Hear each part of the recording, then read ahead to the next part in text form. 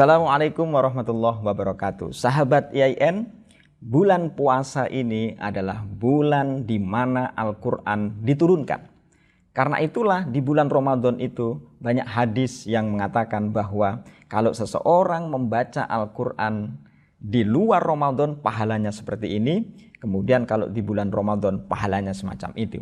Bahwa bulan Ramadan adalah bulan di mana Rasulullah SAW didatangi oleh malaikat Jibril.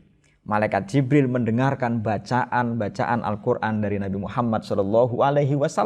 Sehingga Al-Quran sampai saat ini di Indonesia, maka kita masih bisa mendengar bahwa di bulan Ramadan itu masjid-masjid bergemuruh dengan bacaan Al-Quran, musola-musola bergemuruh dengan bacaan Al-Quran.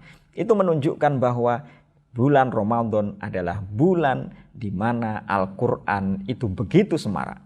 Tapi yang paling penting sesungguhnya adalah semangat membaca Al-Quran itu tidak hanya di Ramadan saja, tetapi juga bisa di luar Ramadan. Dan itu adalah bagian dari tanda bahwa puasa kita berhasil.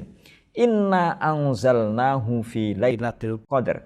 Al-Quran itu diturunkan pada malam Lailatul Qadar. Dan ingatlah wahai sahabat IAIN, bahwa ketika Al-Quran pertama kali diturunkan misalnya, atau ketika Al-Quran, awal Al-Quran setelah surat Al-Fatihah, Al-Baqarah misalnya, surat Al-Baqarah, Alif Lam Mim, Dzalikal kitabu la raiba fihi, hudan lil muttaqin.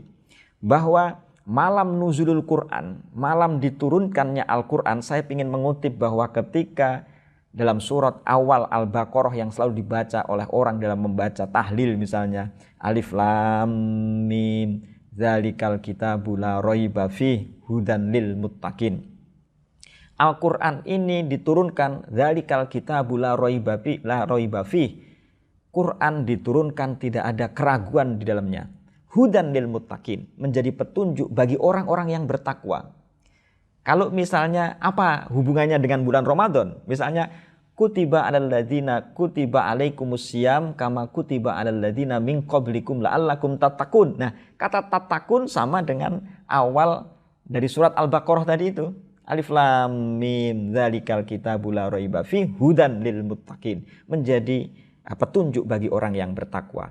Maka pantas saja wahai sahabat IAIN, di bulan Ramadan ini kaitannya dengan nuzulul Quran yang menjadi inspirasi buat kita adalah pertama, pelajari Al-Quran, baca Al-Quran. Tidak hanya dibaca menurut lisan kita, mulut kita, tapi juga dibaca melalui pemaknaannya. Baca Al-Quran melalui berbagai pendekatan. Bisa Al-Quran dibaca berdasarkan pendekatan koherensi namanya. Yaitu pendekatan apakah antara satu ayat dengan ayat yang lain itu memiliki koherensi gagasan atau tidak. Kalau dia memiliki koherensi gagasan, lalu apa yang bisa kita ambil dalam proses kehidupan kita, baik di bidang teknologi, sosial, kehidupan, politik, dan lain sebagainya. Bisa juga kita teliti misalnya dalam membaca Al-Quran itu melalui teori korespondensi misalnya, dengan cara meneliti apakah yang dikatakan oleh Al-Quran itu benar sesuai dengan kenyataan atau tidak. Dan kalau misalnya dibuktikan dan itu pasti benar, maka itu bisa untuk menjadi teori ilmu pengetahuan, menjadi teori pengetahuan. Bisa misalnya afala tanzuruna ilal ibili kaifa khuliqat wa ilas samai kaifa rufiat. Kita teliti bagaimana proses alam semesta itu terjadi. Itu berarti bulan puasa bisa menyebabkan orang menjadi takwa karena kita membacanya. Jadi kita memperingati nuzulul Quran, memperingati turunnya Al-Quran itu dengan cara membaca. Tidak hanya melalui pembacaan lisan, tetapi melalui pembacaan yang bersifat kontekstual melalui teori kebenaran yang saya ungkapkan tadi. Bisa pakai koherensi, bisa teori korespondensi, dan yang terakhir misalnya bisa menggunakan teori pragmatisme. Apa manfaatnya Quran buat kehidupan manusia? Ketika misalnya orang membaca Quran tenang, itu berarti the living Quran. Quran bisa hidup di masyarakat. Kita hidupkan Quran di masyarakat. Jadi membaca Al-Quran, karena Al-Quran turun di bulan Ramadan, kalau kita sudah membaca itu, maka Quran benar dan sesuai dengan apa yang diharapkan Al-Quran. Hudan lil muttaqin, dan puasa juga bisa membentuk orang yang bertakwa dengan cara membaca Al-Quran di bulan Ramadan ini. Karena banyak orang memperingati nuzulul Quran, tapi tidak terinspirasi untuk mempelajari Al-Quran. tidak terinspirasi untuk membaca Al-Quran dalam makna yang saya utarakan tadi itu.